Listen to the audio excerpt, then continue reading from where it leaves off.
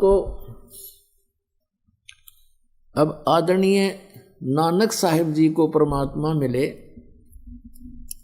ये अमर कथा सुनाते हैं, सत्य कथा। आदरणीय नानक साहिब जी पश्चिमी पाकिस्तान, पहले ही सारा भारत ही था, गांव तलवंडी कालू राम मेहता खत्री अरोड़ा के घर पर इनका जन्म हुआ। वो पेशे से पटवारी थे और नानक साहिब जी बहुत ही पिछले संस्कारी थे, उसके जन्म हुआ उनके यहाँ पर। आदरणीय नानक साहिब जी के पिछले 2 जन्मों की जानकारी दास को और है, जो सदग्रंथ में लिखी है, आदरणीय गरीबदास साहिब जी ने बताई है। सतयुग में यही पुण्यात्मा राजा अम्बरीश थे, बहुत बड़े धर्मात्मा धार्मिक विष्णु जी के उपासक थे। त्रेता युग में यही राजा जनक हुए, वो भी विष्णु जी के बहुत अच्छे उपासक थे। और फिर अपने पुनों को स्वर्ग में समाप्त करके फिर ये कहाँ जन्मे? श्री कालू राम मेहता खत्री अरोड़ा के घर पर। पहले ये राजा थे, पुण्यकर्मों के कारण इनके सैकड़ों हजारों नौकर रहा करते थे, और सत साधना ना मिलने से पुनों को अक्षीण करके यही आत्मा फिर स्वयं एक सुल्तानपुर शहर में नवाब के यहाँ नौकर लगे। पुण्यात्मा श्रीमद् भगवद गीता अध्याय नंबर 4 के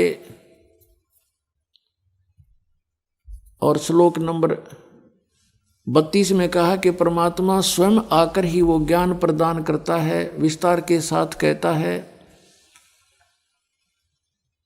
और वो तत्व ज्ञान होता है।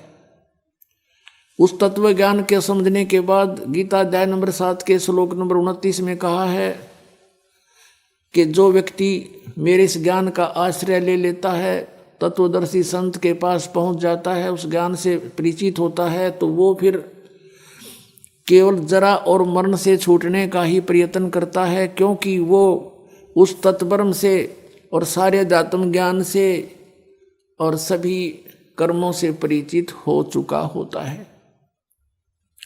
तो आप जी को सारे अध्यात्म ज्ञान से और सभी कर्मों से भी साथ साथ परिचित कराना पड़ेगा दास ने, क्योंकि दास वो तत्वदर्शी संत है और परमात्मा ने बनाकर आपके लिए भेज रखा है। जैसे गीता जी अध्याय नंबर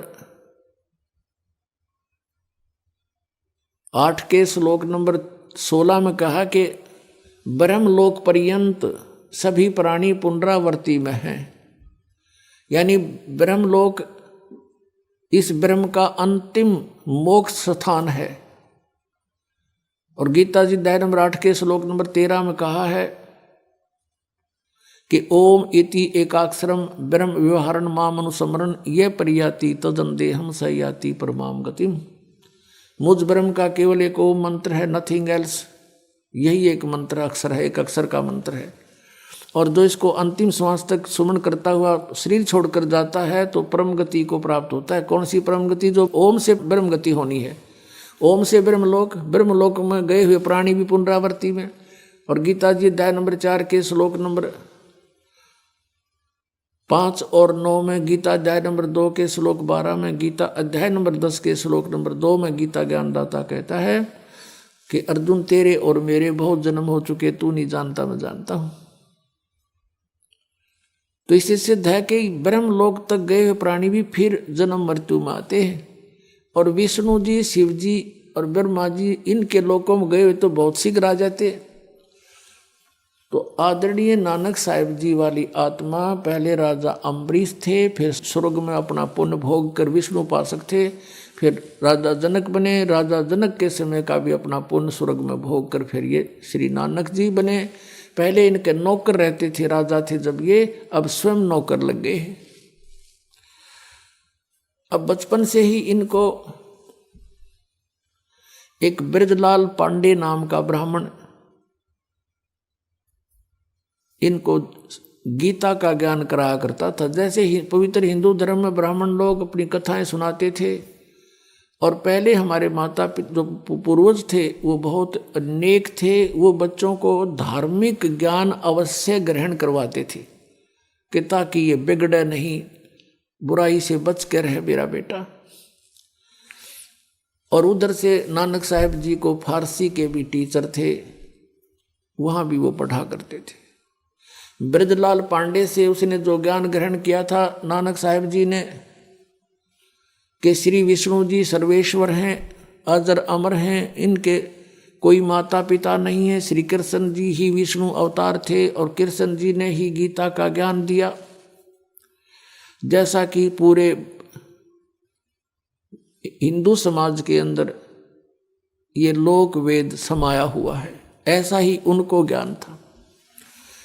अब नानक साहब जी की बहन नानकी सुल्तानपुर में ब्याही थी, उनका बहनोई जयराम नाम था उनका। उसने नानक साहब जी को वहाँ सुल्तानपुर के नवाब के यहाँ नौकरी दिलवा दी और नानक जी वहीं रहने लगे। और उनके 2 पुत्र भी हो चुके थे नानक जी के, लक्ष्मीचंद और श्रीचंद नाम के।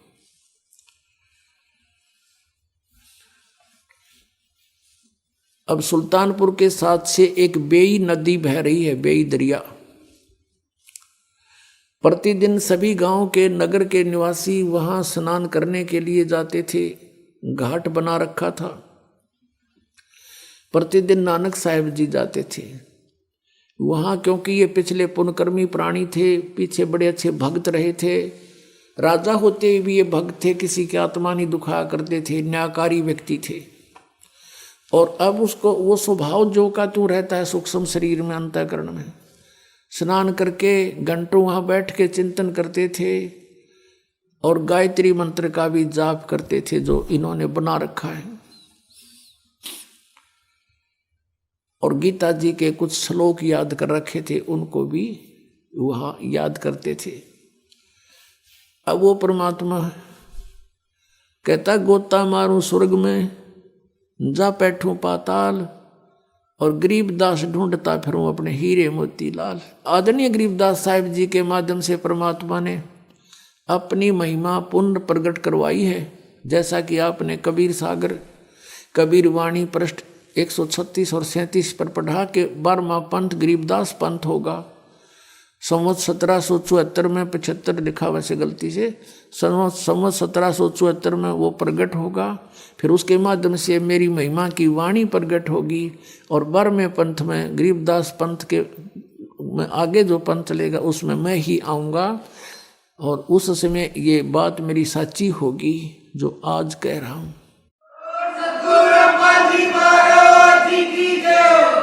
तो गरीबदास साहिब जी ने कहा कि कबीर साहब ये कहते थे गोता मारूं स्वर्ग में, जा बैठूं पाताल, और गरीबदास ढूंढता फिरूं अपने हीरे मोती लाल। ये वो हीरे मोती लाल थे आदरणीय नानक साहिब जी, आदरणीय गरीबदास साहिब जी, आदरणीय मलुकदास साहिब जी, आदरणीय दादू साहिब जी, आदरणीय धर्मदास साहिब जी, आदरणीय गीसा दास साहिब जी, आदरणीय रविदास साहिब जी, क्योंकि वो भी परमात्मा ने काशी में ढूंढे। और भी बहुत से महापुरुष जैसे आदरणीय नामदेव साहिब जी भी परमात्मा उनसे मिले थे। और नामदेव साहिब ने कहा था कि एजी साधो मोए सार शब्द मोए पाया, मुझे अब सार शब्द मिल गया। गरीबदास साहिब जी ने नानक साहिब जी के बारे में कहा है कि नामा छिपा ओम तारी, पहले ओम का ही जाप करता था नामदेव जी, छिपी जाति में थे। नामा छिपा ओम तारी, पीछे सोहम भेद बिचारी। जब परमात्मा ने बताया उसको कि बच्चा इस ओम से मोक्ष नहीं होगा अकेले से, एक मंत्र और है जो सतनाम बनेगा। फिर उसके बाद फिर बताया कि इस सतनाम में जो 2 अक्षर से भी मोक्ष नहीं होगा, उस हर नाम आपको अवश्य चाहिएगा। तब कहा था नामा छिपा ओम तारी, पीछे सोम भेद बिचारी, सार शब्द पाया जद लोई, आवागमन बौर ना होई।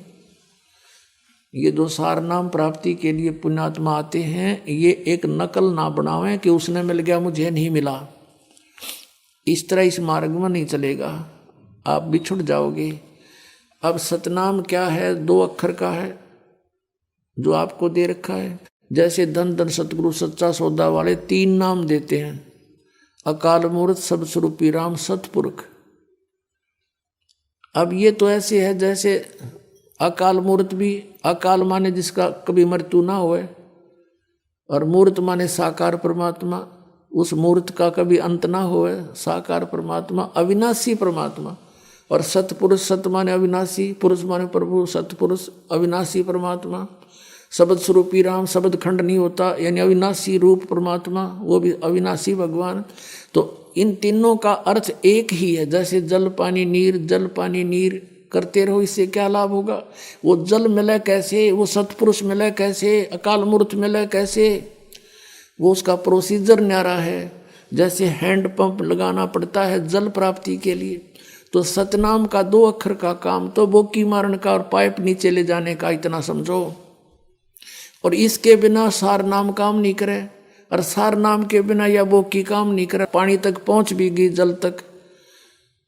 और हैंड पंप यू सार नाम है ऊपर, वो मशीन बना बांध कर ऐसे घुमाते हैं, वो भी जाप करने का है, उसकी भी अभ्यास करना है। तो ये सारा कुछ मिलकर तीनों 2 अक्षर का काम समझ लो। पानी तक पहुंच गए, जल तक पहुंच गए। जल तक पहुंचने के बाद फिर हैंड पंप लगाना अनिवार्य है ना, उस बिना भी व्यर्थ है, वो सारी मेहनत व्यर्थ गई। और हैंड पंप उस समय लगेगा जब आपका वो पाइप जल तक पहुंच चुका होगा, उससे पहले लगाया नहीं जा सकता। तो जितनी आप साधना करते रहोगे मर्यादा में रहकर, तब आप उस निकट पहुंचोगे, उस स्थान पे जहां जल है। और फिर ये सारनाम एक हैंडपंप, ऊपर मशीन बांधनी है, वो तो बहुत बाद की बातें हैं। और जब तक वो नहीं होगी, कोई कहता लगा दे मशीन मेरे ना हैंडपंप के, मिस्त्री मना करेगा कि अभी जल तक पहुंचा नहीं है, तो मूर्ख होगा जो न्यू कहा तो लगा दे मेरा हैंडपंप, देखी जाएगी। फिर क्या देखेगा, उसमें घुमाया जाना, उसको कुछ भी नहीं आना उसमें। तो पुण्यात्मा, जब ये दास उचित समझेगा कि आप कि इस 2 मंत्र के अक्षर की कमाई पूरी होगी है, तभी सार नाम दिया जाएगा, तभी यो काम करेगा। वैसे दे भी दूंगा तो झप्पे जाइए, कोई लाभ नहीं। तो इसमें जल्दी नहीं मचावे, आपके लिए है। यू दास ने और क्या काम करना, यूनिवर्सिटी खोल ली है तो सर्टिफिकेट भी, डिग्री भी आपको देनी ही देनी है। पर जो फेल हो गया उसने क्यों कर देंगे? तो पास होने योग्य प्रयत्न करो, और सबको मिलेगा भी क्या कोई बात, 2 दिन पीछे मिल जाएगा। अब फिर हम इसी प्रसंग पर आते हैं।